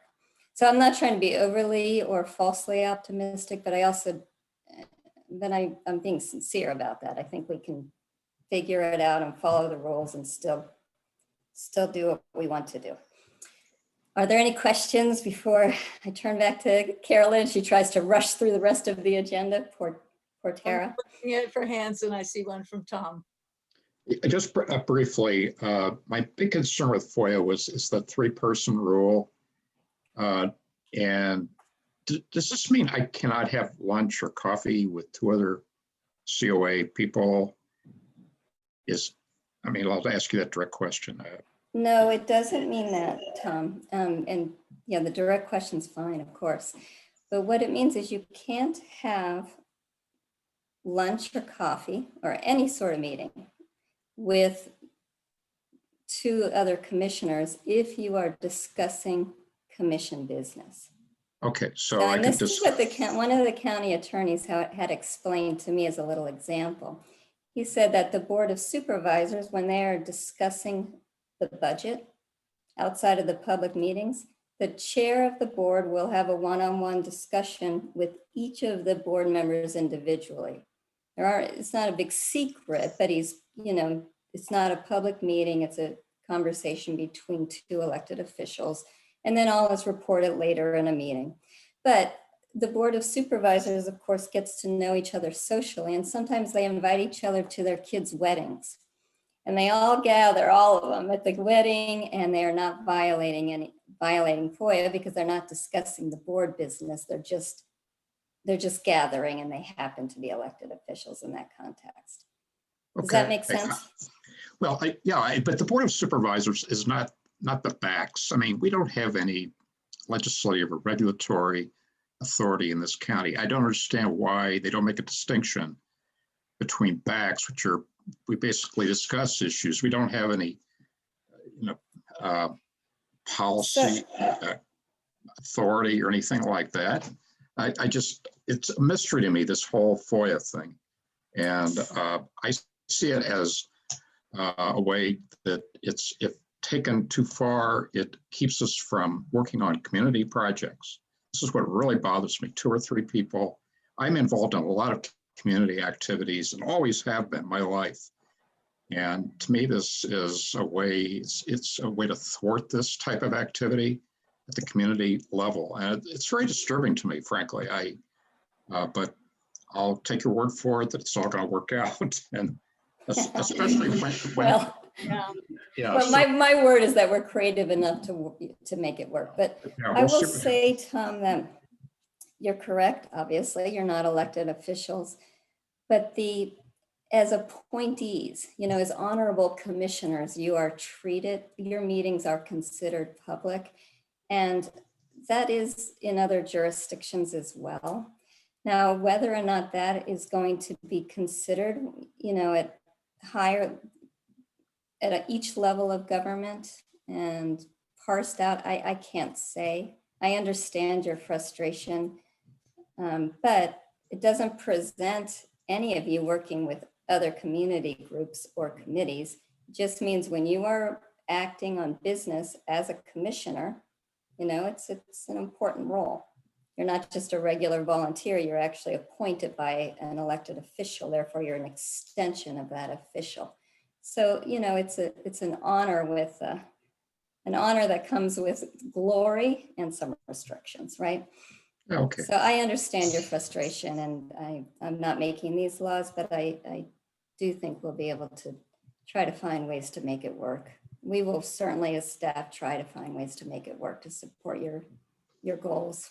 For the record, since Jackie mentioned this, we have never discussed commission business at lunch.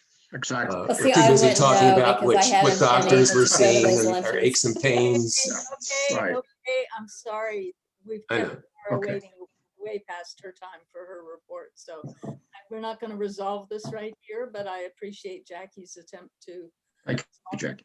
a little and explain, I don't know why it's suddenly become such a problem. If it had been this Yes. way from the very beginning, Exactly. Accept that. Exactly. Suddenly You said this FOIA has been difficult, so we're trying to adjust. Okay, Tara, your director's report. I apologize for the delay. That is quite all right. I know you guys are discussing important stuff. So thank you for having me. Hello, everybody. I hope you're having a good day. I wanted to let you know we had previously talked about funding in the amount of just over $364,000.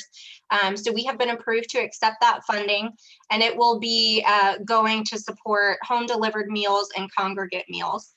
So we talked about that previously, but I just wanted to give you an update there. I also wanted to let you know that we will also be anticipating the potential of receiving funding that will be earmarked for vaccination support and some funding that will be earmarked towards long-term care ombudsman program. So amounts have not been released for that. So we're awaiting further information, but I wanted to give you a heads up and I will keep you informed around that. And then lastly, I just wanted to give you a quick update. I know we had our communications team come and you all had wonderful feedback for them. And so I wanted to just follow up and let you know that there's a couple things that have taken place as a result of that. For our older adults homepage, I wanted to let you know that they have provided a concise and inviting opening message directing people more clearly to ADCR, the hotline number. And then they have made the phone number more prominent. They did try to reduce the scrolling. So they kept some of the key and popular areas of interest, like hot topics, free events, services. They kept those available, but they condensed that secondary information section. They did update words and terminology and phrasing. So they, to make it easier to understand. So they may not, for people who may not speak English as a first language, we know that was brought up and they wanted to address those terms. So they did that. They did update the presentation of information. So recreation and wellness option, community engagement opportunities, and the stay connected with us section. They made that more concise and in a more accessible format. They did alphabetize the order of the information. I think that was a suggestion. And then they transferred the information about Channel 16 videos and the Fairfax 50 Plus podcast and Scam Slam audio series to the left navigation menu. So they were trying to reduce clutter based on your feedback there. And they'll continue to be available in that Hot Topics section. And then they added a new visual for more warmth and balance to the homepage. So that was the older adults page. They also wanted to let you know that on the Golden Gazette web page, they added a header title. So that now precedes the highlighted articles. And then on the Commission on Aging web page, they did add Fairfax County, Falls Church, and City of Fairfax. They listed those prominently. And then the communications team also wanted you to know that they were happy to discuss options for updated photos or biographies of members for the commission for that page.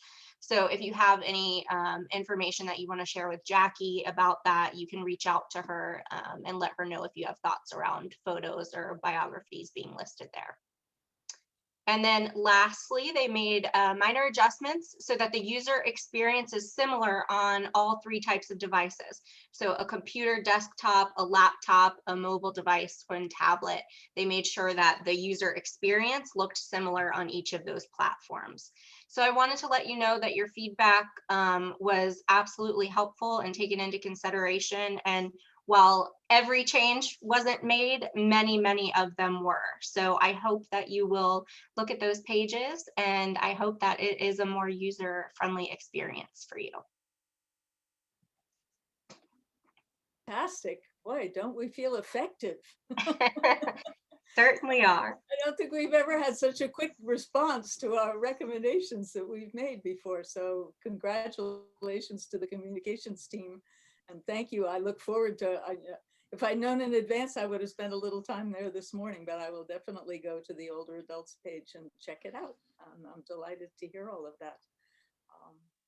So thank you, Tara. And also good news about the additional money for the meals programs. Yes, thank you. Ooh, this has been a full day. We're now at new business. It says Older Americans Month and Mike and Jackie, but we really don't know a whole lot about it, but I will let Mike say what he's going to do in connection with it. Okay, well, I don't know yet what I'm going to do until I see more about the proclamation and talk to Jackie about Well, the and I details of it. can tell you something, sorry, Mike, that I learned since our last email, Carolyn and Mike. I did hear from Supervisor Harity's aide during this meeting, and she let me know that they have determined that no board meetings will take place in person until June. Okay. So she said, so you can let me know when it's convenient for Mike, for us to arrange the meeting with Mike. So I don't know what that means yet, Mike, but I will find out and I will let you know. Okay. I'm standing by. Stand by. My understanding of it before from Mr. Harity's initial communication was that they would be doing the proclamation as they do for Older Americans Month in May every year. And that this year's theme is Communities of Strength. And that's as much as I know about it right now. And Mike has graciously agreed to be the responder on behalf of the Commission on Aging when they issue the proclamation, and it sounds as though it will be virtual. So it might even be a pre-recorded thing. Kathy's done one, Kathy Mew has done one, and I've done one. So that's kind of the way they're doing things these days. So commissioner photos on the web, Tara mentioned, and we don't have time to discuss them really at this point. What we want, Jackie did some background checking around for different boards, authorities, and commissions, and discovered that most of them don't have photos of many of them do not have photos of their members. Nobody, did you find anybody who had bios other than the Planning Commission or something that really has, significant power? Well, you all have power too, but I didn't find a whole lot of boards with bios. I think maybe two. And as Carolyn said, they were a different type of board. I think it was Park Authority and the Planning Commission. Several of the boards have group photos like you have, but there are a number that have individual photos with the name of each commissioner. And Martha had made that as a suggestion to consider. So if you all would like that, and I think it'd be nice, then we can work out, you know, how we get the goods, how we'll get your photo and how you can share it with Hilda, and we can figure out how to post those, but that's up to you all. Well, we're all on screen right now if you want to do a capture. Well, Hilda's here and she can work her magic. I guess it could, there would be your name and there would be your face, right? You didn't have any warning to doll up, but you all look very good. So you look very photo ready, right? Your call, Carolyn, and the rest of you. So maybe next time, if you would be willing and everybody is there, we could try doing a screenshot. That would give us something at least to put up until we can all meet again. Maybe a picnic on the grounds of the Padino building at some point, as long as we don't talk business.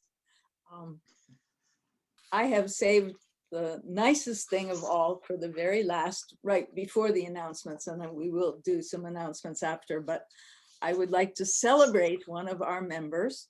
You all may not know unless you were attending the 2021 Fairfax County Volunteer Service Awards yesterday, which were hard to find and hard to get into. So I missed the actual ceremony, but our very own Diane Watson was announced as Chairman McKay's 2021 Community Champion of the Year. This is a very significant award. Yes, bravo, bravo.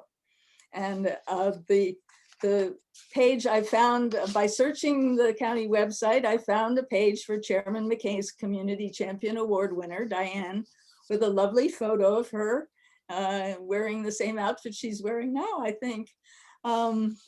And it's 2 long pages printed out in Word here at my house. So we're all aware of how much Diane has done and is continuing to do even during this COVID time. And I'm back at the time when she was directing a lot of things from her rehab bed when she was recovering from that accident.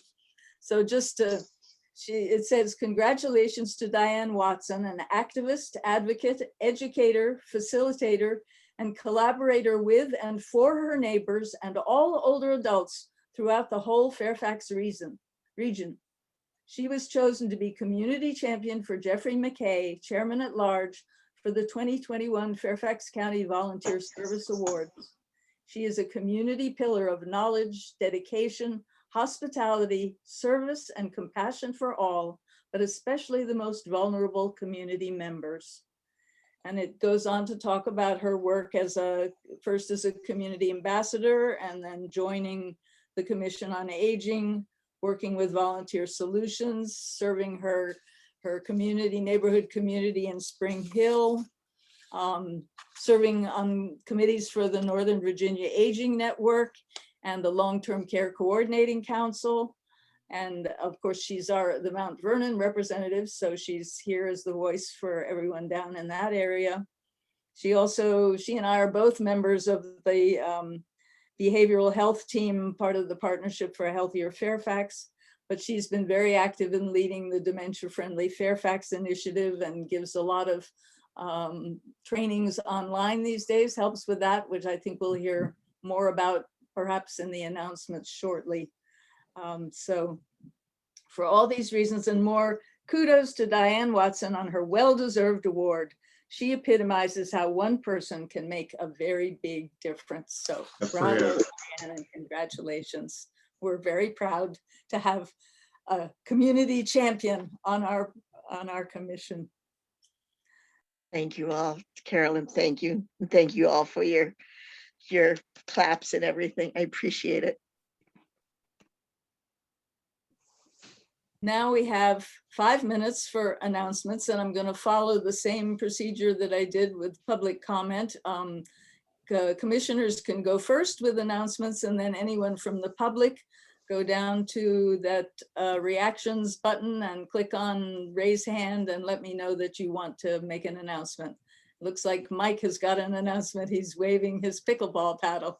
Right, since you all, supported the letter that we sent to the Park Commission, Park Authority, I just want to let you know an update that even before the Park Authority finished their pickleball study, they agreed to build 2 new pickleball courts at Wakefield Park. So making a great start, but not the end, but a great start. Congratulations, Good for you. Diane. You have an announcement, Diane? Your hand. Yes.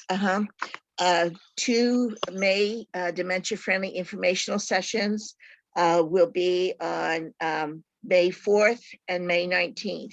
May 4th at 1 o'clock and May 19th at 6 o'clock. I'll have flyers. They're in the process of getting made up, so I'll send that out and everybody can disperse them to their neighborhoods or their supervisors' offices. Also, we were talking about COVID and the effect. One of the things that's been noticed is that because people have not been so active, there's increasing percentages of falls. And, Kathy had mentioned the Falls Prevention Alliance. On May 1st, from 10 to 12, the Let's Connect is hosting a fall prevention fair, both in person and visually. So we can send, notices about that as well. There'll be some vendors there. And like I said, it's in person, outside, and then virtually if anybody just wants to see it in person. And the other thing that I wanted to mention is on May 6th, the National Council on Aging is having an older mental health symposium. So it's a free event, and unfortunately I didn't think about doing the website right now, so if I could send that to you all to be sent out, that'll be good for us. And I think that's it. Thank you. I don't see any other hands up. I have a couple of, Allegra. Thank you, Carolyn. Thank you. I just wanted to share on May 20th, Let's Connect, Dementia Care Connections, and Dr. Kate will be having a support group for children who have grandparents with dementia, or if they have anyone in their life with dementia. We'll be going for an hour to go through a fun book and activities and start to also provide support to those kids. So I just want to share that if you know anybody, it's national. Any child with a parent may join us on May 20th at 4 o'clock, free of cost. Thank you very much, Allegra. I will just mention that I read that the Ombudsman program will be re-entering nursing and assisted living facilities to conduct on-site visitations starting this month. That may have happened already, so I was very happy to see that news. Also, just related to the change in the vaccine registration, to repeat that the Fairfax Health Department is no longer scheduling vaccine appointments, although it will see to it that everyone who registered before April 18 receives their vaccine. But all adults 16 and older can now go to the CDC's website, vaccinefinder.org. On the main page, you check the type of vaccine you are interested in. You choose the distance you are willing or able to travel, and you enter your zip code, and that takes you to a list of approved providers in your immediate area. In the Fairfax area, I saw some Safeways, Giants, the pharmacy departments in those stores, as well as Walmarts and CVS. So there are going to be many other ways to get it. They also say when you go to that list whether they have the vaccines in stock or not. And as I say, you can choose the vaccine you're interested in on the first page, so you know that you'll go into a place that will have that one. So hopefully that will be a lot more streamlined for everybody. I did not see anything on that website about a hotline phone number to call, so I don't know what people who don't have access to technology are going to do about this new website. But probably you could just call the pharmacy at your store and see if they're participating in this program, and they could help you get set up with an appointment. There didn't seem to be any walk-on options right now. They're still requiring an appointment. So That concludes announcements. I see 3:01 on here, so I would like to entertain a motion to adjourn. Who would like to make that motion? Phyllis is moving that we adjourn. You want to speak? If you want to speak, you have to unmute yourself. Oh, gosh. I propose that we adjourn the meeting. I need a second. I second it. Diane Diane. seconds the motion. All in favor, unmute yourselves. Aye. Aye. Aye. Opposed? We are adjourned. Thank you all so much for a really good meeting today, and take care.